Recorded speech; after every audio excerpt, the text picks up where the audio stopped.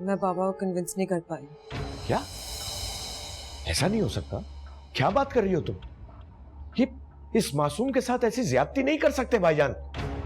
मैं खुद बात करूंगा उनसे। क्या हुआ बाबा? हरीम क्या कहा ताईजान ने? उन्होंने कहा कि मुझे बड़ों के फैसलों में बोलने का कोई हक नहीं है और कि सहर की शादी का फैसला अब घर के बड़े करेंगे।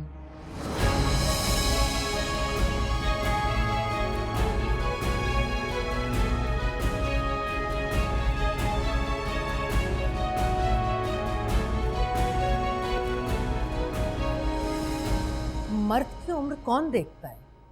बस वो इज्जत से कमाता खाता हो, औरत के लिए छत, 2 वक्त की रोटी दे सकता हो, तो इससे ज्यादा औरत को और क्या चाहिए होता है? लेकिन सहर की शादी उसके हम उम्र के साथ भी तो हो सकती है। अच्छा, और हम उम्र अगर लाखों करोड़ों का जहेज मांगेगा तो कौन देगा उसे? अगर लड़की का खानदान हसब नसब के बारे में सवालात करेगा तो कौन जवाब देगा? क्या कह रही हो? क्या मतलब है तुम्हारा?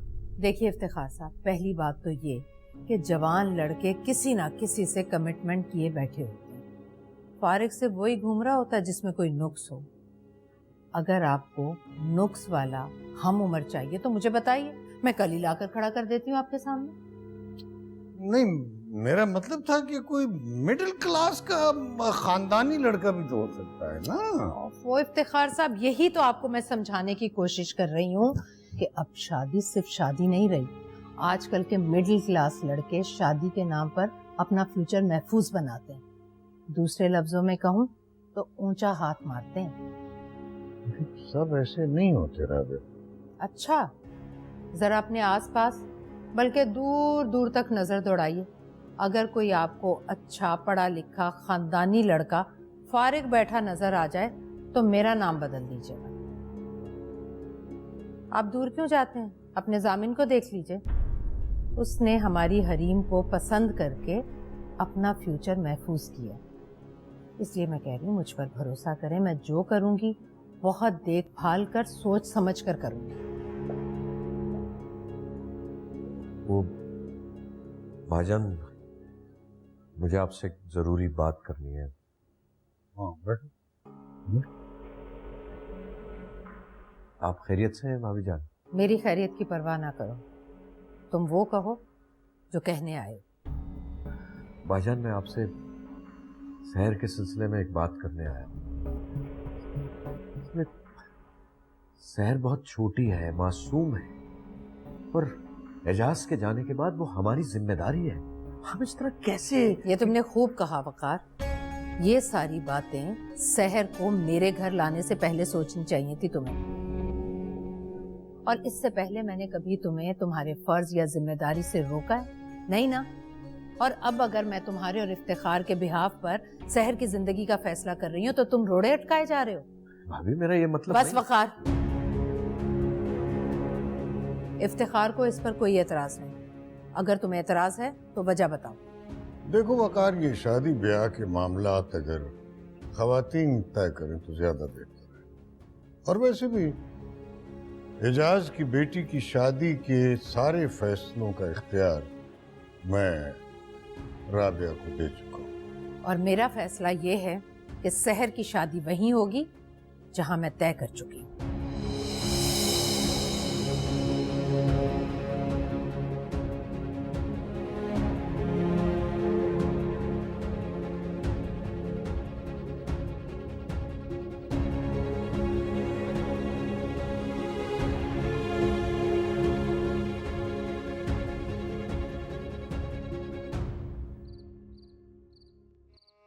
वकार ताया बड़े ताया से बात करने गए थे।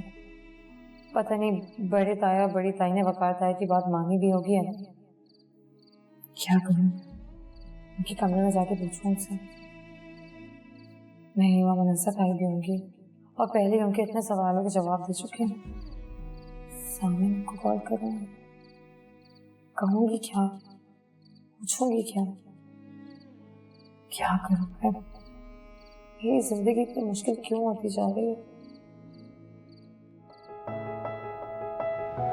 जामिर वकार अहमद व वकार अहमद दुरानी, आपका निकाह सहर एजाज अहमद बिनते एजाज अहमद से हक में 50,000 रुपया गैर मुअज्जल अदा किया जाता है।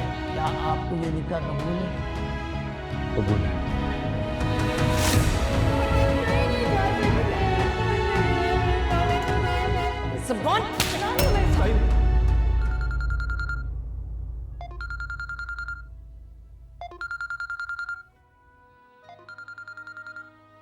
क्या बताऊं मैं इसे? इफ्तिखार ताया और राबिया ताई का जवाब तो ये बर्दाश्त नहीं कर पाएगी। तो क्या झूठ बोल दूं? हेलो।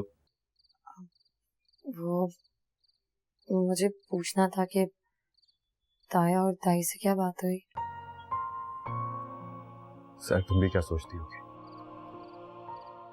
कुदरत ने तुम्हें किस बुज़दिल आदमी की बीवी बना दिया। नहीं जामिल, प्लीज ऐसा मत सोचिए। आप खुद को इल्जाम मत दीजिए। जो कुछ भी हुआ है मेरी वजह से हुआ है। नहीं, ये सब कुछ मेरी वजह से भी हुआ है। हालांकि मैं ऐसा चाहता नहीं था, लेकिन मुझे मालूम है जामिल, जो कुछ भी आपके साथ हुआ है ठीक नहीं होना चाहिए था। तो उस वक्त क्यों मान गई थी सर? इनकार क्यों नहीं कर दिया था?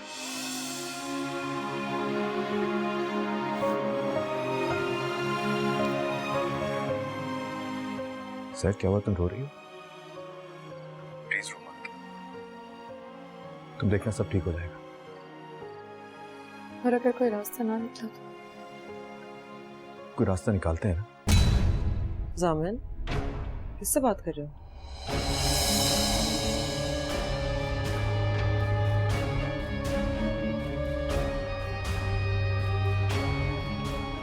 क्या हुआ, ऐसे क्यों देख रहे हो? मैंने पूछा किससे बात कर रहे हो? दोस्त की कॉल थी। अच्छा, एक जरूरी बात करनी है तुमसे। हाँ, तुम्हारा इंतजार करूंगी। मैं आता।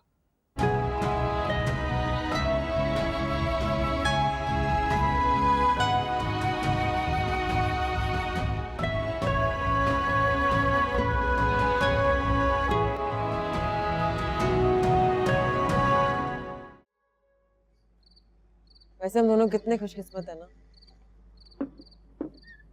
ओके। हम एक दूसरे को बचपन से जानते हैं। हम एक ही घर में पलकर बड़े हुए हैं। एक दूसरे की अच्छी बुरी आदतें जानते हैं और सबसे बढ़कर एक दूसरे को पसंद करते हैं। समझा नहीं। बस मैं सहर की जिंदगी को अपनी जिंदगी से कंपेयर कर रही थी।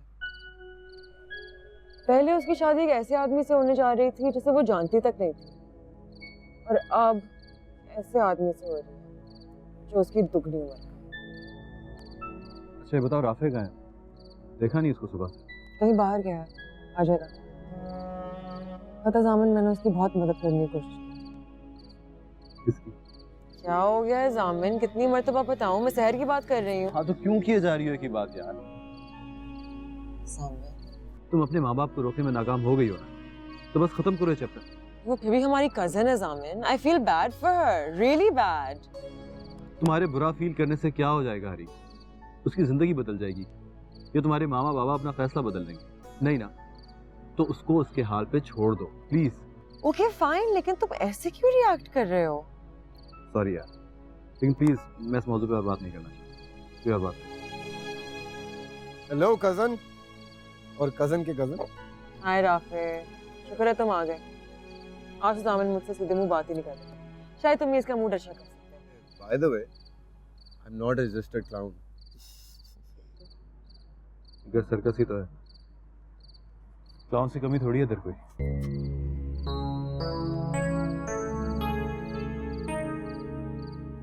सामिन को क्या हुआ? इतना गुस्से में क्यों हो? सब खैर तो है? कहाँ खैरियत है यार?